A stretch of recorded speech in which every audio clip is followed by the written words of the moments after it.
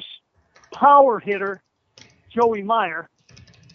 And also tonight, after Joey Meyer, we'll have Jim Hedges, who's running for president of the United States of America under the Prohibition Party.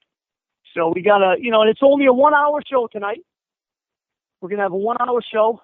And I am not going to be on next week, the 19th. The Hollering with Hammer show will continue on the 26th with a 2 hour show, and it's action packed.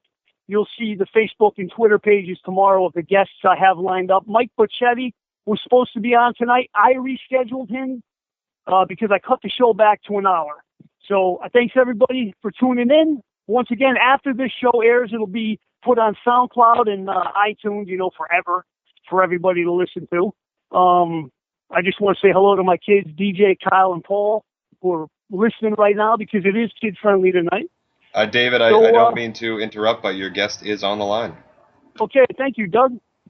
Right now on the line from Hawaii, former Brewers power hitter, Joey Meyer. Joey, how you doing tonight? Good, I'm good. I'm doing well. Before we start this interview, I got a thing I'd like to tell you that I didn't even mention to you when we talked previously. Do you know 28 years ago today, when you were playing for the Brewers, do you know who you were playing? What team you played 28 years ago today? Okay, you played the Baltimore Orioles, and in the bottom of the seventh, you got a RBI single to the left, scoring Greg Brock, and that was off Mark Thurman. And that was 28 years ago today. You went 1 for 3 with an RBI and a walk. I like to start off with a little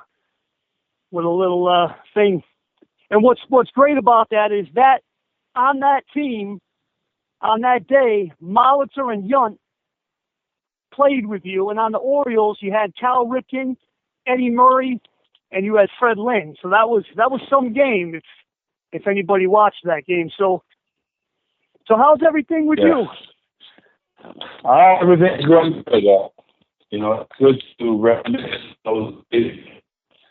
Probably when you look back, the older want to appreciate, what you've done, and I really appreciate, getting to play with, young guys like Kid. It was a fun time. Absolutely. Joey, we're having a little technical problems hearing you with your cell phone. We're just having a little issue hearing you. So glad you came on the show. So you were born in Hawaii. Was there a big baseball world, like a big baseball presence in Hawaii when you were coming up through high school and into college? Not like it is now. Now there's a lot more opportunity for the kids. When I was growing up, I was fortunate enough to have a great, coach, my school coach, biology, who was for years coaching at my high school, Punahou High School, and just coaching in Hawaii. And I was fortunate enough to have him. My father was a big influence of, he was the one taking me to the park. But nowadays, they have a lot more, they have the batting cages, they have training. A lot of the guys that, like myself, give back and they're training and mentoring these kids. And I mostly played football back in those days. Okay. Did you play college football?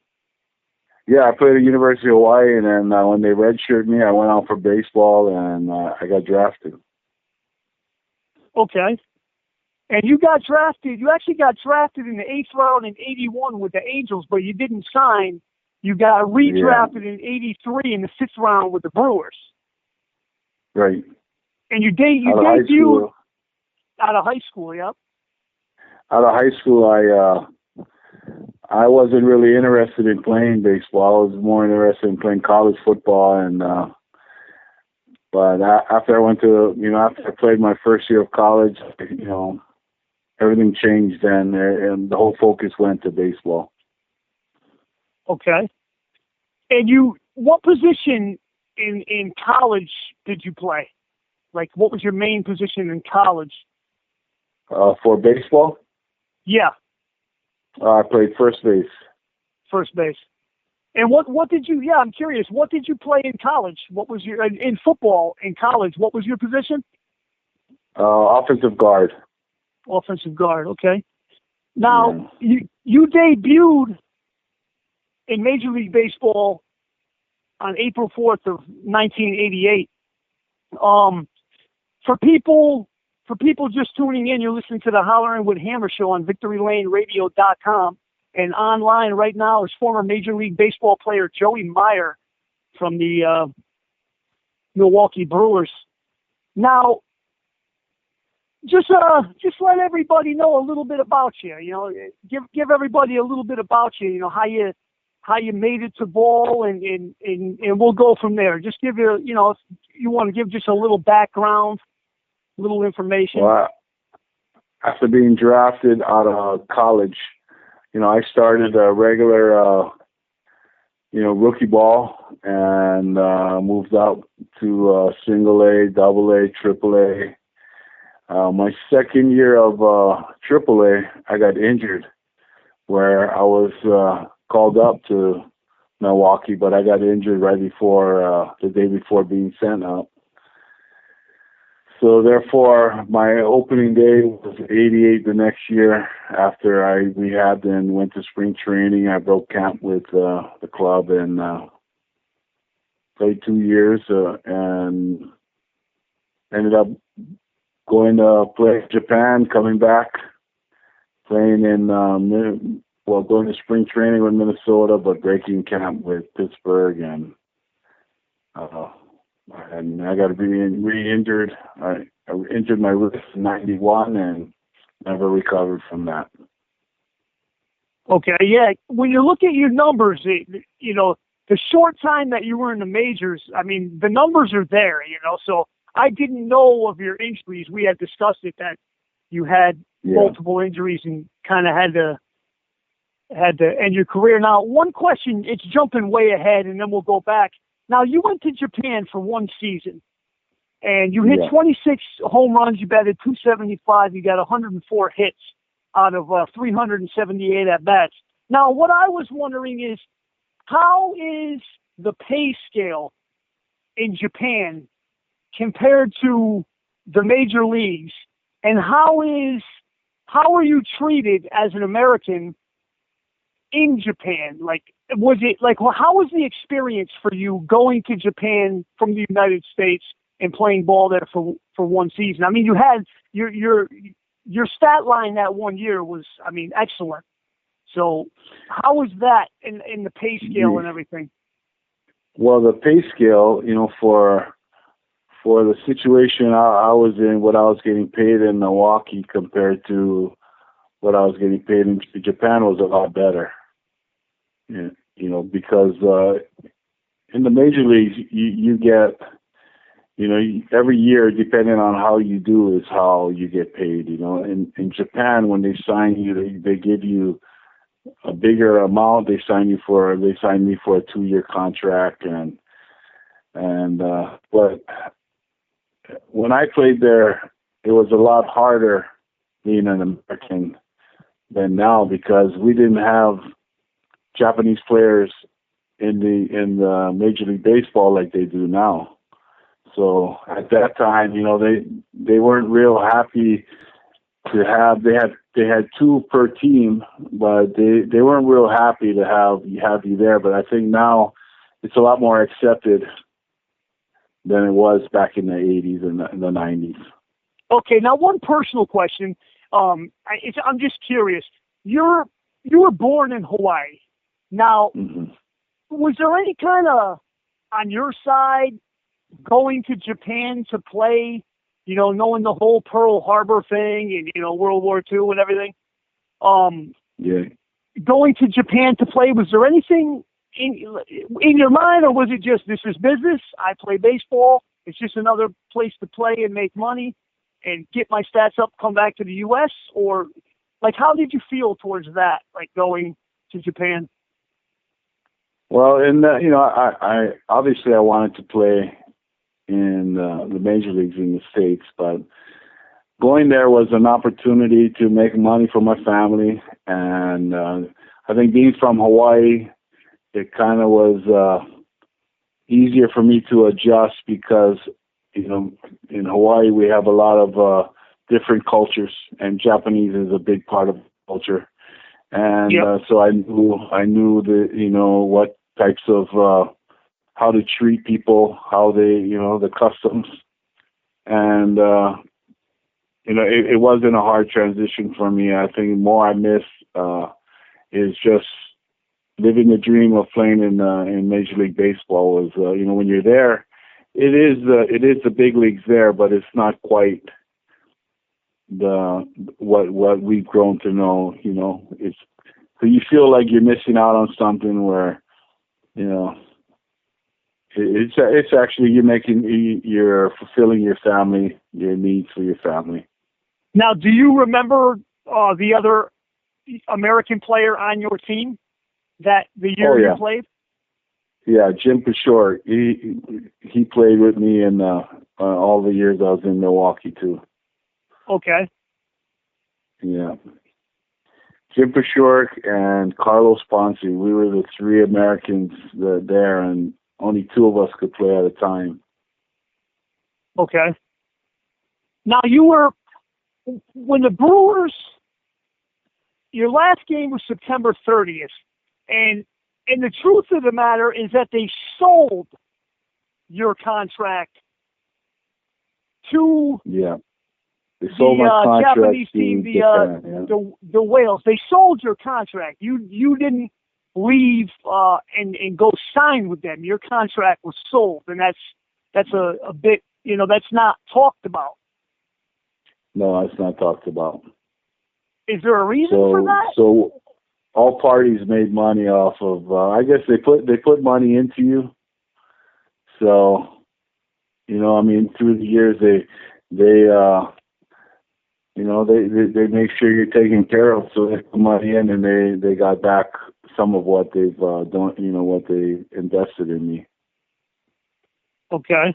Now you were going to the Twins before they sold your contract, and when you came back, you did go to the Twins, and that's the Twins and the Pirates, and you had your injury. Now,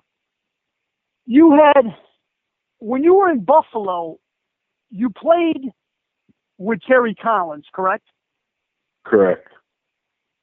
Now, Terry Collins, this show is listened to big in New York.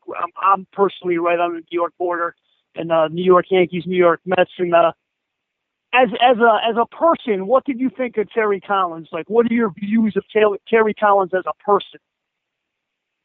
Oh, Terry Collins was a great coach. He's a really great guy, and he came and got me because to play in Buffalo because he believed in me, and that I appreciate and will remember. I remember all, when I see him on TV, I remember how good he treated me. He's a good guy, and he coached in minor leagues. He coached against us when I was with Milwaukee. I think he was with the Dodgers, and so he was coaching against us, and I guess what he saw, and then when the opportunity came, he asked to get me to Buffalo, to get me into the Pirate organization. Yeah, he seems like a great guy, but here in New York, he just gets beat by all media for any decision, and obviously it's not his fault. He's not getting the players here. He's not getting support. So that's the nature of the game, Yeah, absolutely. Oh, they rip them apart here in New York, when he's doing good, they rip him apart a little bit. But when he's doing bad, they just tear him apart completely. He's had it losing with the media basically since he started. Now, steroids in baseball. Last week I had Glenn Wilson. He was a former All-Star for the Phillies in '85, and he admitted to doing steroids, and he kind of, it was a thing. Guys were doing it. And did you see steroids being used, or, did you know it was going on, or what is your take of steroids while you played? Well, we knew it was going on. I never saw it. I was on a team, Milwaukee Brewers, that we had guys like Molitor, Gantner. These guys are, real professionals, and you never saw any of that around the clubhouse, or, we all joked about it with some of the players that on the other teams that would, Canseco and them would come back a year later, 40 pounds heavier and run like a deer, and hit bombs. But it wasn't anything that we saw openly. So it wasn't something that was, obviously it wasn't, you have personally never did it, and it wasn't something that was going on in your clubhouse, but you knew of it. People talked of it, but it just wasn't something. Yeah, there was rumors of it. There was, nobody's admitting to each other or saying, yeah, I've been doing it, or, not in our clubhouse and not in amongst the players that I knew. But we knew, everybody kind of knew that it was something that was starting up, through the 80s. Yep. Now, you are extremely popular on Facebook. You have so many fans and family and friends, and a lot of former baseball players praise you on your stuff on social media on being a pure power hitter, which I want to come into and spend the last 5 minutes here on this one topic. The home run that you hit 582 feet, which is the longest measured official home run. If you'd like to talk about that, in Denver. Yeah, I remember it like it's, like it happened, because everybody's been talking about it so much, and that night I hit 3 home runs that night, but that home run, I knew it was out. I didn't watch it, but when I hit third base, Terry Bevington, my coach, he told me, you hit that in the upper deck, and I thought he was joking, because how we all joke with each other, and then after seeing where it landed, and of course what happened after that, where they measured it, and how everybody started coming to do interviews, and I knew it was something that I never thought then that it would be as popular as it is now. And like the running joke amongst my friends are that John Elway played 17 years, and I hit a home run that got 10 seconds, and we both get an article in the paper every year. During this Denver sports history, they always have a big article on the home run, and it's kind of funny when it's put that way. That. Now, how do you feel? How do you feel knowing that in a bar, or at a ball game, a father and a son, or at a bar right now with a guy like Patrick Lillis, who had quite a bit to say on Facebook? Guys in bars, it's who hit the longest home run? It was Mays, it was Mantle, it was Bonds, it was Joey Meyer. Like, is that something that kind of excites you, that that's going to live on forever? That yours is officially the measured one, and you are right up there with Mantle, Bonds, Babe Ruth, Sosa, your name is in the conversation because yours is above the conversation because it's measured officially. So I'd like your take on that. It's very, it's a great honor because, these names I look up to, and, I understand when people like Willis would get upset because maybe that's their heroes, or maybe because you look at my stats and I only got 2 years, but the guys that I played with, the guys that know more than what's on paper, know that it wasn't just that day. I was fortunate enough to hit one that day, but I was part of something that and I made it to the big leagues, and that's what I take. I understand where some people may get upset that I'm mentioned with these other guys, and I honor all those names. I'm a baseball player, of course. I would honor Mantle and Babe Ruth, Reggie Jackson. I'm happy to be mentioned in the same breath as all of them. Right, but what I'm saying is the rest are folklore. Yours is official. The Mantle saying his was so far, and the guy in Japan saying that his was close to 700 according to him, but it was not measured. Yours actually hit a seat, and that seat now is going to the museum at Coors Stadium in Colorado, right? Right. Yeah, and you know what's funny is that when I first hit it, there was a lot of speculation about being in Denver, the light air. It's not a real distance, but what made it all come to where it is now is that the Rockies played 5 years there before they built Coors Field. So every guy you mentioned, Stanton, all these guys had a chance.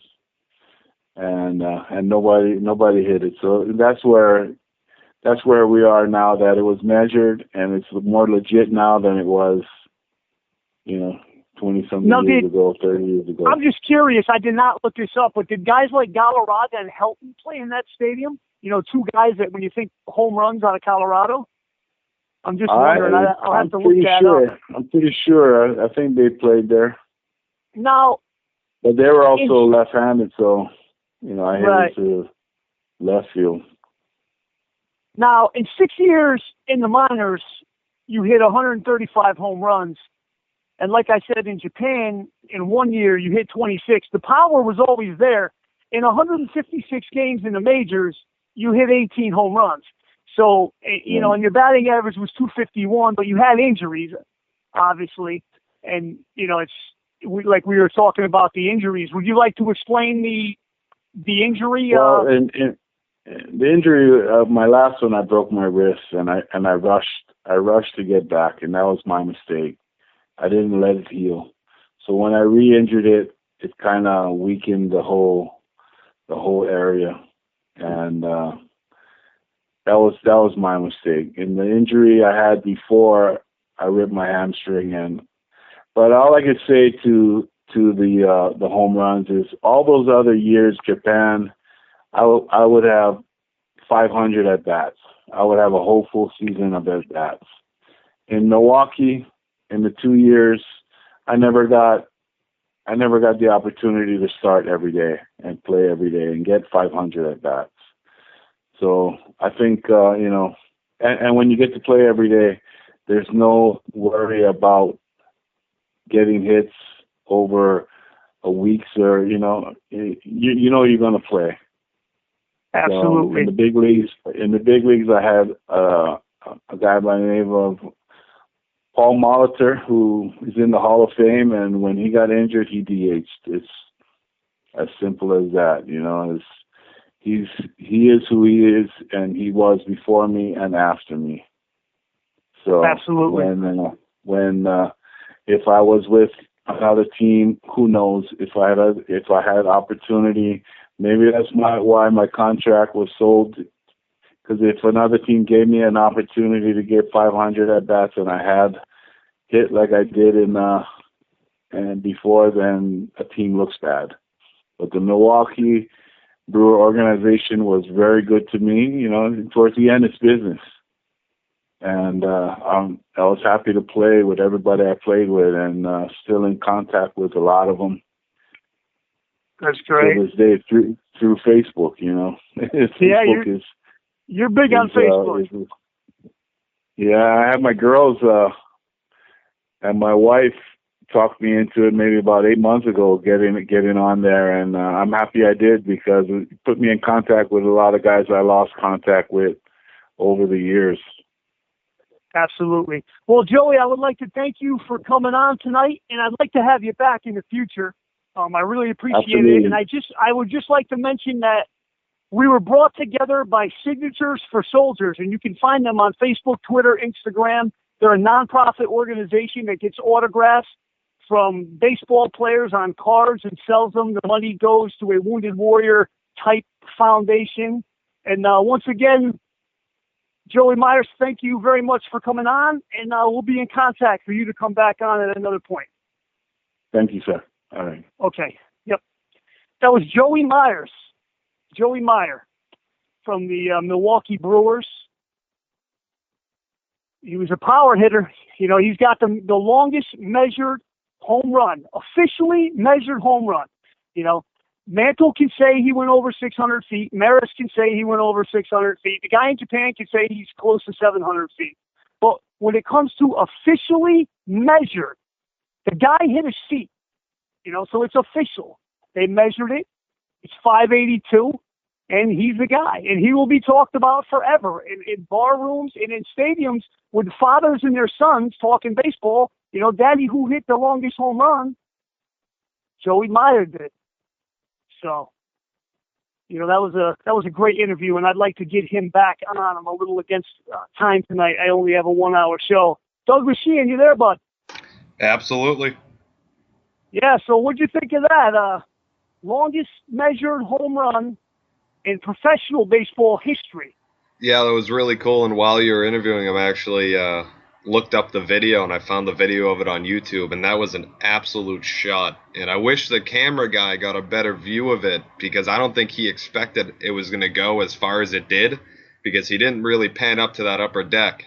But you could just tell right off the crack of the bat how far that ball went, and that was absolutely awesome to watch. And Joey seems like a really nice guy. He had some awesome stories and some really cool information on his baseball career. Yeah, he like I said, he had a short major league career due to injuries. He played 2 half seasons, but I mean, he was in his minor league numbers in 6 years at 580 games, 2,166 at bats. He got 627 hits, 135 of them home runs. Yeah. For an average of 289 and 487 RBI. So his career was there. You know, injuries is just. It's tough, and you see that. You know, Joey's a perfect example. You know, there have been so many baseball players over the years that have had things like that happen to them. Either they're on the wrong team for their position, sort of, where somebody's playing over them and they just don't get that chance, or they run into the unfortunate injury. And like Joey mentioned, he felt the need to rush back, and he understands now that it was the wrong choice. So, you know, I'm sure there are a ton of people like that who just, you know, it's a tough break to see, and Right. You hate to see it, but you wonder how many guys could have been more than they were if this didn't happen or that didn't happen. Absolutely. And we're just waiting on Jim Hedges from the Prohibition Party. He's running for president of the United States. We're waiting on him to come on air now. Yeah, his one season in Japan, he was sold to Japan. You're not going to find that on Wikipedia, on Baseball Ref. It was, there was a story behind it. And just like he said, you know, they invested money on him and they wanted to get it back. The Twins were going to sign him if he went free agent. So, yeah. I mean, you know, I can understand. It definitely seems very odd. You don't see that anymore, as much as I know. So it was definitely pretty odd. No. Yeah, because the Twins were going to sell him. The Twins were going to take him as a free agent. And, yeah. You know, so Milwaukee